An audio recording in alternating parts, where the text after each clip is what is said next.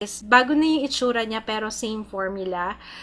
Yung RMK Whitening Deodorant, it works as a deodorant kung ayaw nyo nang masyadong pawisin yung kilikili nyo, dahil ako sobrang pawisin, as in don't go chasing waterfalls talaga yung aking kilikili. Pwede nang kunin ng Pag-asa to kung gaano kainit ang panahon.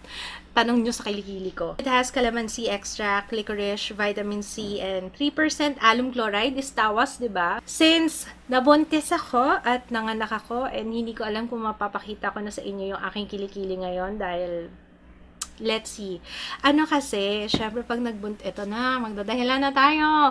Kasi pag nagbuntis, syempre pag nagbuntis, diba, hindi may iwasan yung kilikili. Ewan ko, maswerte yung iba. Kasi yung iba, kahit magbuntis sila, hindi sila nagkakaroon ng, yung discoloration sa skin, lalo na sa mga kilikili, mga singit-singit.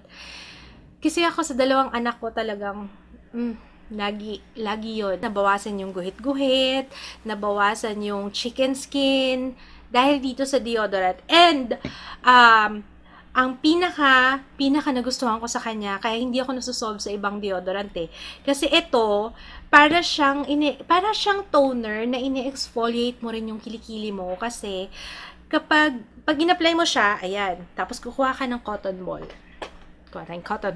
Okay? Ayan, kuha kang cotton ball, tapos spray mo siyang ganyan. Yan. Pag na-saturate na yung cotton ball, saka mo ngayon siya isi-spread sa kilikili. And then, para kang nagto-toner, tapos makikita mo sa bulak, merong brown, ganyan. Merong brown dito na hindi mo alam kung saan nang galing. Feeling ko na-exfoliate din niya yung kilikili. Maliban pa sa nakakaputi siya, nakakatanggal ng mga guhit-guhit sa kilikili, antagal din before magpawis nung aking leki-leki. So, siya, parang nagmamatify siya after mong ilagay. Para mas maging effective siya, gamitin siya ng twice a day. So, ilalagay ko na lang yung link na